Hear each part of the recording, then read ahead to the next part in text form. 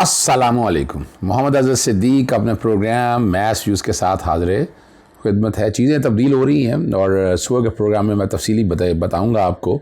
सियासी जमातें एक पेज पे आ रही हैं अब आहिस्ता आहिस्ता आहिस्ता, और यही अगर 7 अप्रैल को आ जाती तो ये मुल्क ये हालात ना देख रहा होता। पंजाब असम्बली के इलेक्शन करवा दिए होते या खैबर में तो ये हालात ना देख रहा होता। अब ये सारे गुनाहों की माफ़ी मांगेंगे और एक इंसान जिसका नाम इमरान खान है वो खड़ा है और उसने साबित किया है कि वो जो कह रहा था वो सच था। उसका नुक्ता नज़र से आपको इख्तलाफ हो सकता है। आज दो बातों पर कहा कर कि सदर पाकिस्तान का ओहदा क्यों इतना अहम है और उसके हवाले से, और सदर और कुछ तारीखी बातें भी कह रही हैं सदर पाकिस्तान के हवाले से। दूसरा जो है सुप्रीम कोर्ट ने फ़ैसला दे दिया है, तो वो तफसीली फ़ैसला आपने देख लिया है।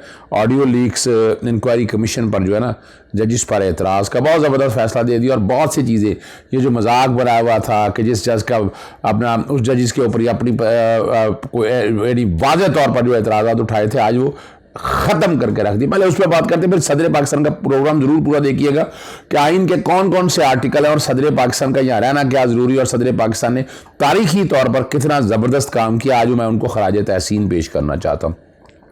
32 सफ़ात पर मुश्तमिल जो फैसला है वो बैकग्राउंड पे चल रहा होगा।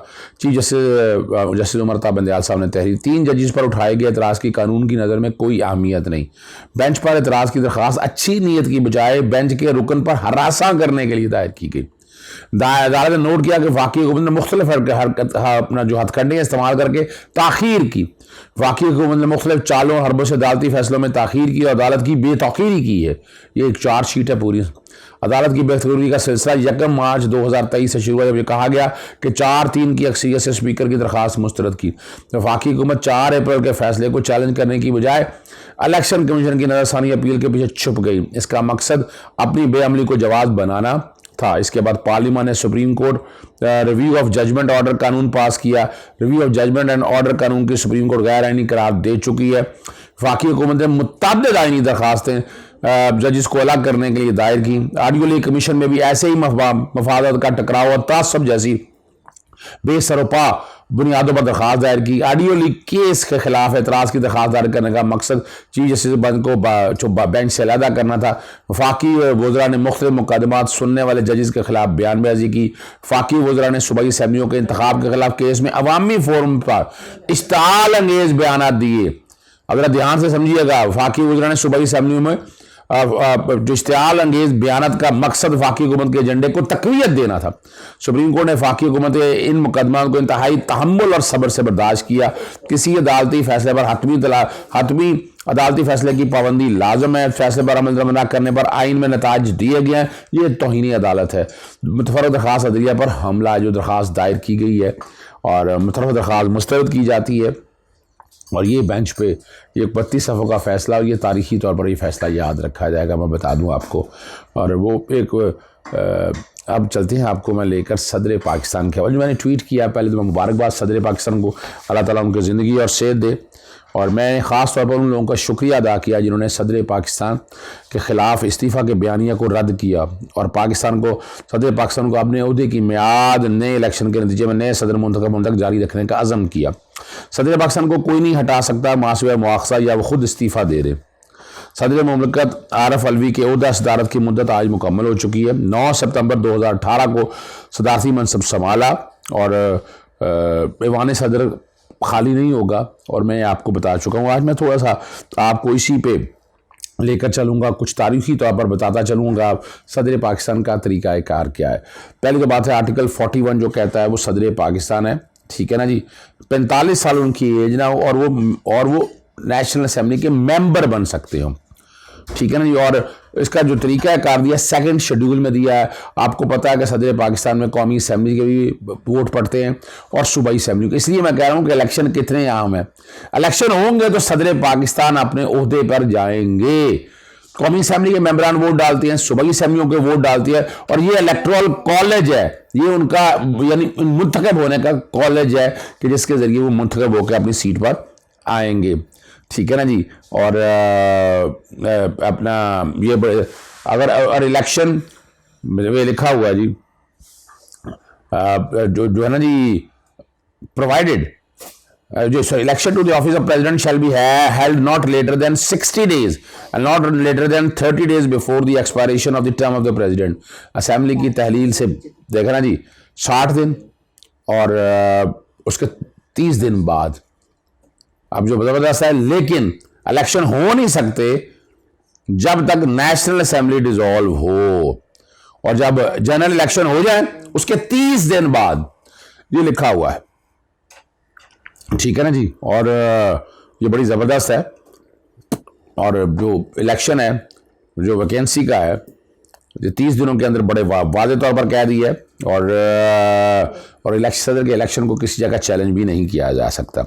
अच्छा, आर्टिकल 42 है सदर पाकिस्तान के ओथ के हवाले से। मैं 47 की तरफ बाद में आऊँगा, इम्पीचमेंट के, और आर्टिकल 48 भी आपके सामने मैंने डिस्कस करना है। आर्टिकल 43 जो बात कह रहा है कि जो सदर का अब दफ्तर है ना, वो कोई और ओहदा नहीं लेंगे, क्योंकि मुनाफत बख्श या प्रॉफिट वाला ओहदा कोई नहीं लेंगे। और आर्टिकल 44 बहुत ही अहम है, जिसमें कहा जाता है कि सदर पाकिस्तान कितने अरसे के लिए आएंगे, 5 साल, जो कि असेंबलियाँ 5 साल के लिए है, तो सदर पाकिस्तान भी 5 साल के लिए आएंगे। और दोबारा आप देख रहे हैं जी, दोबारा इलेक्शन लड़ने के लिए सदर जो है वो लड़ सकता है, लेकिन ये 2 कंसेक्टिव टर्म्स पे नहीं लड़ सकता।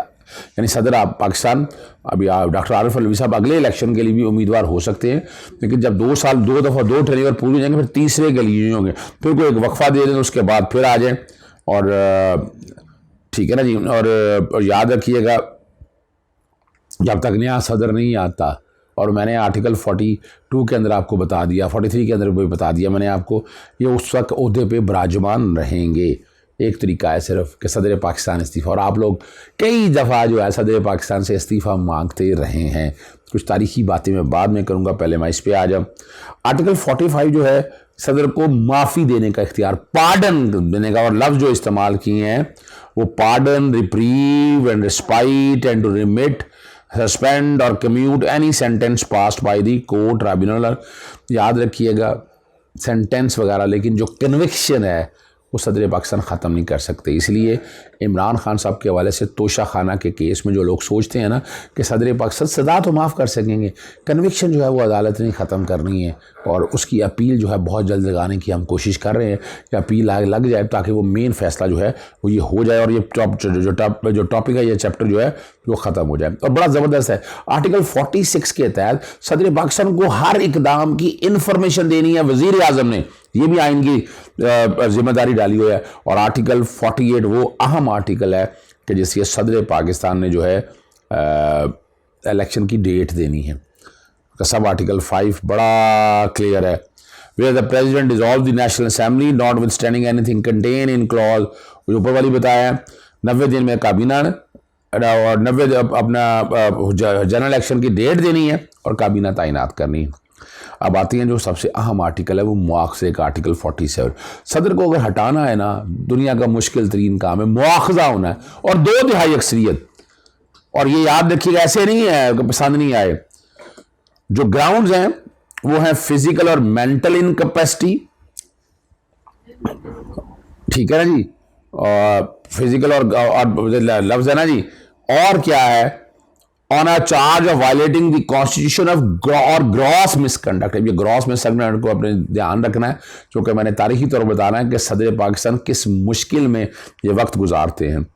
और अब होना क्या है, तरीका यही है, 1/2 टोटल मेंबरशिप का सेनेट का या हाउस का, अब चूँकि नेशनल असेंबली तो यानी इम्पीचमेंट हो नहीं सकती है, सेनेट का भी हाफ, लेकिन चूँकि है नहीं तो इसलिए इम्पीचमेंट तो हो नहीं सकती है। लेकिन ये बताना है, वो अगर नेशनल असेंबली में गया, चेयरमैन गया, वापस भिजवा देंगे स्पीकर को, और वो जो रेजोल्यूशन करार रहेगी रीजनिंग के साथ, और स्पीकर जो है वो सदर पाकिस्तान को नोटिस देंगे कि इसका जवाब फाइल करें, और समन बुला लेंगे, जॉइंट सिटिंग होगी,